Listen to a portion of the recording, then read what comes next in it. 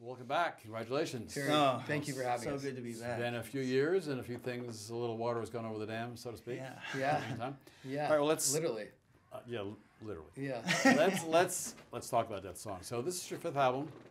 It's been what, 4 years since the last one, Since the last full length.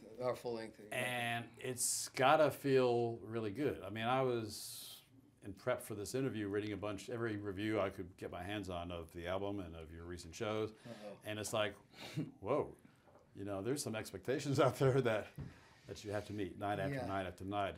It's like, well, without resorting to too much hype, but this is maybe like the biggest deal, in the 10 years that you've been together. Terry, I feel like we're really focused.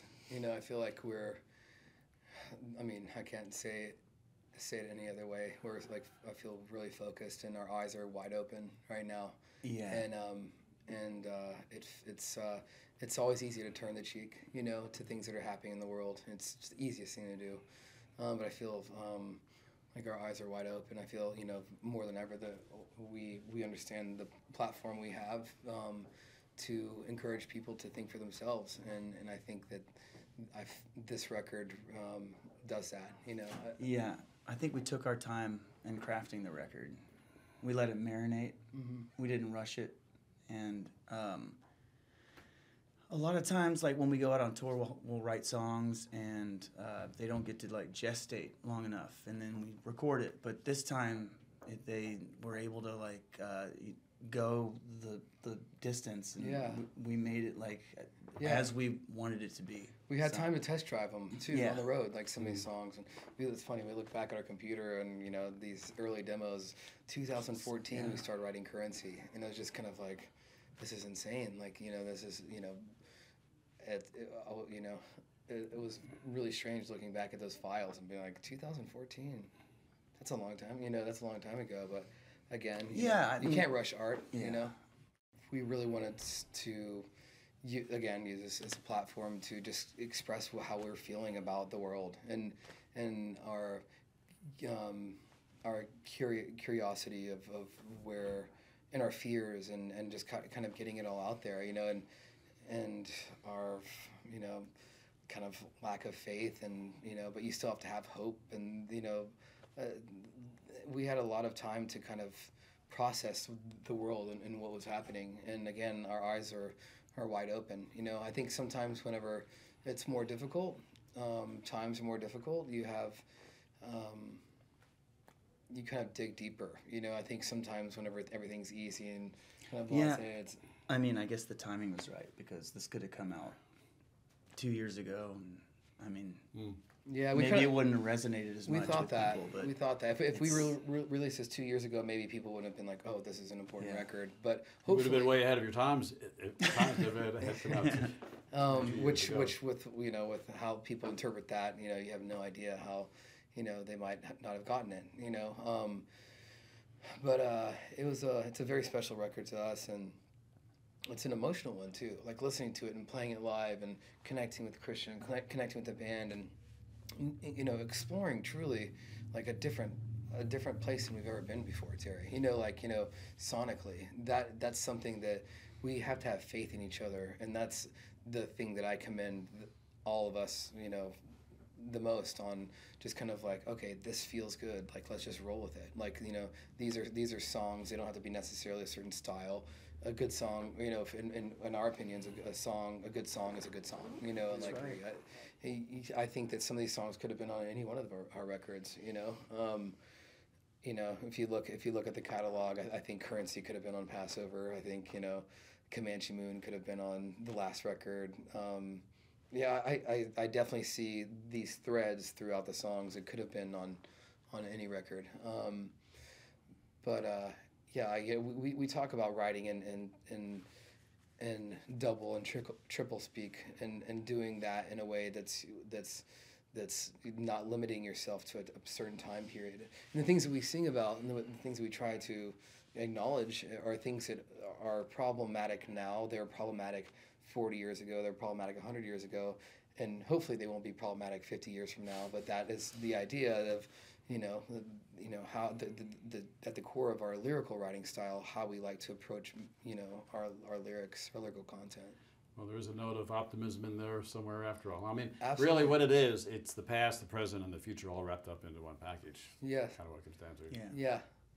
Yeah. And it's we feel like we're in a really good place, and we're communicating really well as a band and getting along really well. And communication's so important in relationships. Obviously, obviously we're married to each other.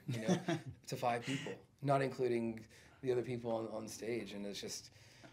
I get emotional talking about how it's not a normal thing for a band to be along for. Is it 12 years, 13 years now? It's 13. Ugh, yikes. That makes me feel old. I mean, I'm noticing people knowing the new songs more. When we were just on the tour, people were actually singing the new songs. And I almost felt like they were singing the new songs more than the old. Yeah, they were. Which was pretty shocking. Yeah, it was shocking. And I mean, I think that's a great thing. That shows that a lot of new people are getting turned on to our stuff. So I think it's amazing. That means the message, the lyrics, whatever you want to call it, is obviously resonating with people. It made that much of an impression right away, as opposed to people just grooving crazy. on It's the first tour out. The actual vibe, yeah. I'd like to think that as well. But we're just we're really fortunate, thinking about like where we. I think we probably said this last time we were here. If you would have told us that we would have been here talking to you in this beautiful building, exactly. Once again, Your Highness. Can't believe it. I wouldn't. I would have completely called your bluff. I think that would have been wrong.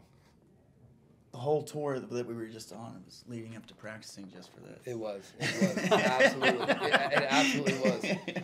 And yeah, we kept thinking about like, okay, like this is the pinnacle of this kind of, the pinnacle of the tour. And thank you so much for giving us this opportunity. Believe me, it's our honor. It works both ways. Obviously, it's people like you who have sustained the show for 43 years. Keep us going too.